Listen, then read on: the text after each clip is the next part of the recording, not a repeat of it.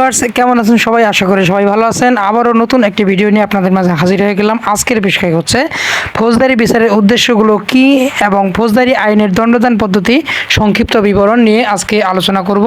তো চলুন ভিউয়ার্স ভিডিওটি শুরু করা যাক।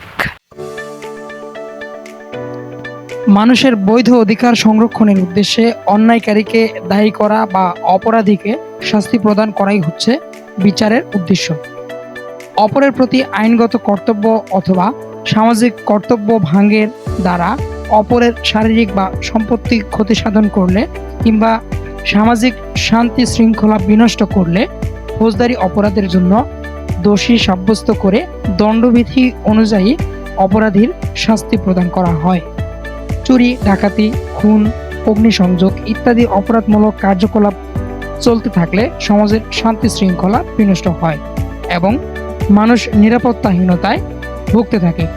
ফৌজদারি বিচার দ্বারা অপরাধীর শাস্তি হলে তাকে সংশোধন করে সুস্থ নাগরিক হতে সাহায্য করে এবং তাকে ও অন্যান্যদেরকে ভবিষ্যতে উক্তরূপ অপরাধমূলক কার্যকলাপ করা হতে নিবৃত্ত রাখে। ফৌজদারি বিচারের এগুলি হচ্ছে মুখ্য উদ্দেশ্য।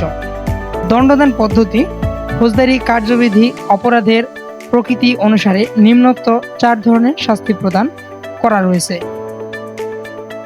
দৃষ্টান্তমূলক বা প্রতিশোধমূলক শাস্তি, সংশোধনমূলক শাস্তি, নিবারণমূলক শাস্তি, প্রতিশোধমূলক শাস্তি, প্রতিরোধমূলক শাস্তি।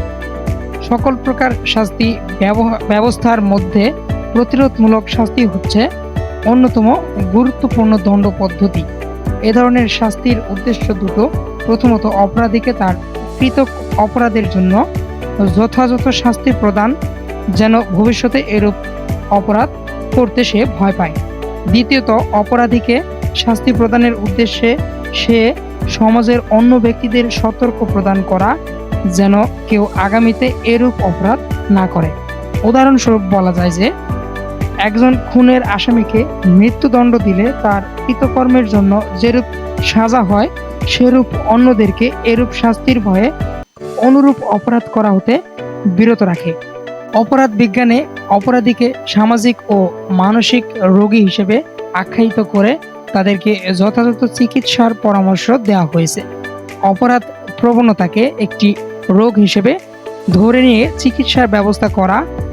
এ ধরনের শাস্তি উদ্দেশ্যমূলক সংশোধন ব্যবস্থার ফলে অপরাধীর চরিত্রের মৌলিক পরিবর্তন সাধন করে তাকে সৎপথে চলতে শিক্ষা দেওয়া এবং সমাজে একজন প্রকৃত নাগরিক হিসেবে সাহায্য করা।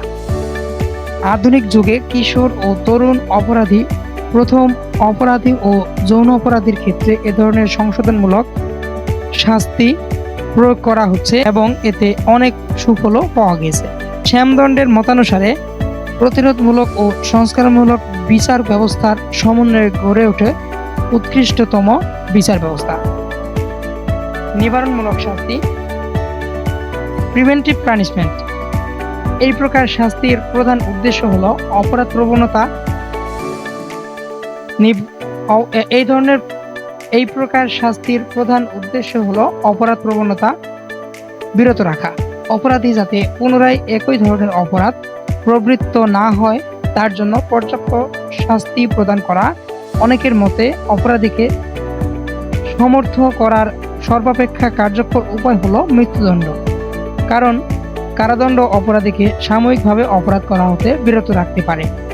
নির্বাসন, সম্পত্তি বাজেয়াপ্তকরণ, অর্থদণ্ড, কারাদণ্ড, মৃত্যুদণ্ড হলো এ ধরনের শাস্তি পদ্ধতি। প্রতিশোধমূলক শাস্তি। আদিকালে বিচারের মূল ভিত্তি ছিল ব্যক্তিগত পর্যায়ে প্রতিশোধ গ্রহণ। সে সময় দাঁতের বদলে দাঁত, চোখের বদলে চোখ, এই নীতি ছিল শাস্তি প্রদানের ভিত্তি।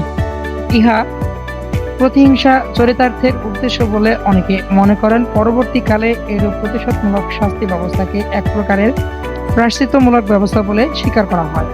এরূপ ব্যবস্থার দ্বারা যন্ত্রণাদায়ক শাস্তির উদ্দেশ্যে প্রায়শ্চিত্তের সুযোগ দেওয়া হয়। কোনো প্রকার অপরাধের প্রতিকার বা প্রায়শ্চিত্ত করা সম্ভবপর হতে পারে এরূপ ব্যবস্থার মধ্যে শুধুমাত্র নির্ধারিত শাস্তি ভোগের ব্যবস্থার মাধ্যমে।